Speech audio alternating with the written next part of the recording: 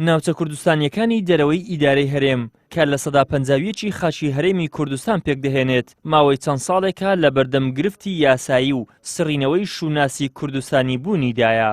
بەهۆی ناکۆکیە سیاسیەکان و دۆسیە عەرەبە هاوردەکانەوە ئەو ناوچانە لە هەموو ڕوانگەیەکەوە بەرەو خراپتر هەنگاو دەنێن. ئەندامێکی پەرلەمانی کوردستانیش پێی وایە بەهۆی ناکۆکی حیزبە سیاسیەکانی هەرێمەوە ناوچە دابڕێنراوەکان زیاتر پشتگوێ خراون و ئەگەر کورد ناوماڵی خۆی ڕێک نەخاتەوە ناتوانێت ئەو یاسا و مافانەی لا دەستور هاتوون بیان چەسپێنێت.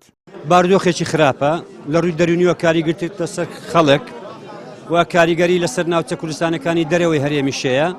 بەداخەوە ناحەزان و نێرانێنی کوردستان لە دەوڵەتانی هەرێمی هەندێک هێزی ناوخۆیی کار لەسەرەوە دەکەن ئەو لێکترازانە زیاتر بکەن کە ئەمە لە کۆتاییدا بە زیانی بژوتنەوە ڕزگاری خواز و قەوارەی باشووری هەرێمی کوردستان و ئەو ئەزمونەی کە بە خوێنی هەزاران شەهید و قوربانی دروست بووە کاریگەری خراپی دەبێت. لەسەر پولێک ئەو حاڵیان پێکردین اینجا دەبێت ئەگەر تۆ داوای مافێکی گەورەتر بکەیت دەبێت چت بەسەر بێنن. قسەی زۆر جوان دەکرێت بەڵام لە کردەوەدا بەداخەوە هەمومان لە ئاست ئەو بەرپرسیارەتە نین کە ڕوبەڕووی گەلی کوردستان و ئەزمونەکەی دەبێتەوە بەداخەوە بەرژەوەندی باڵای یعنی بەرژەوەندی تەسکی حزبایەتی وای کردووە بزاڵ بێ بەسەر بەرژەوەندی باڵای گەلی کوردستان.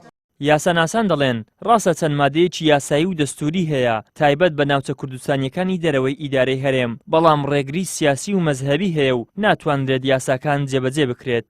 جارێکی تر پێویستی بە داڕشتنەوەی سیاسەتەکان هەیە بە تایبەتیش ڕێکتێگەیشتنی هەردوو لە نێوان حکوومەتی هەرێمی کوردستان و حکوومەتی ئیتحادی بۆ پاراستنی ئەو ناوچانە چکە دۆخی ئەم ناوچانە هەست بەوە دەکرێت تا ڕادەیەک بۆشای ئەمنی تێکەوتووە و پێویستی بە هەماهەنگی هەموو لایەکی دەبێتن بەڵام ئەمە بە ڕێکەوتن دەبێتن و باشتریشە کۆمەلگەی نێودەوڵەتیش لەو پرۆسەی بەشدار بێ سەرباری ئەوەش گروپی قەیرانە نێودەوڵەتیەکان بە شێوەیەکی فەرمی لە یەک لە راپۆرتەکانیان ئاماژەیان بەوە داوە کە هەوڵی ئەوە بدرێ دووبارە سەر لە نوێ نێردەی نێونەتەوەی نێودەوڵەتی و کۆمەلگای نێودەوڵەتی بەشدار بن لە پرۆسەی ئاشتکردنەوە و یەکلاییکردنەوەی دۆخی ئەو ناوچانە و یەکلاییکردنەوەی پرسی مادەی 140.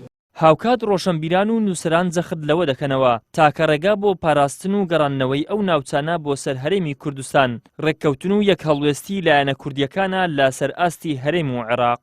ئەحزابەکانی کوردستان و بە یەک نەفەس بە یەک ڕۆحەیەتێکی ئیش بکەن ئەوە باشترین بەڵگەیە باشترین ڕێگایە بۆ زەغت بکرێتەوە لەسەر حکوومەتی عێراقی بۆ جێبەجێکردنی ئەو مادەیەکی سەوچرە. هۆکاری یەکەم قەناعەت نییە بە حکوومەتی عێراقی کە ئەم ناوچە ببێتە ژیر دەسەڵاتی پێشمەرگە یاخو دەسەڵاتی حکوومەتی هەرێمی کوردستان. ئەمە یەک.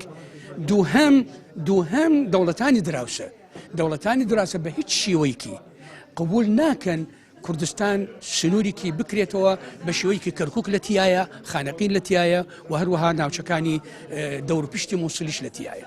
شەڕی بەرژەوەندیەکانی پارتی و یەکێتی بە ئاستێک گەیشتووە هەر کارێک بۆ بەرژەوەندی حیزبی و بنەماڵەیەکانیان نەبێت ئامادەنین دەستی بۆ بەرن. ئەزمونەکانی ساڵانی ڕابردووش سەلماندوویەتی بانگەشەی نیشتمان پەروەری و بەرژەوەندی نەتەوایەتی قسەیەکی بێکردارە. ئیدریس محەممەد کەناڵی ئاسمانی پەیام هەولێر.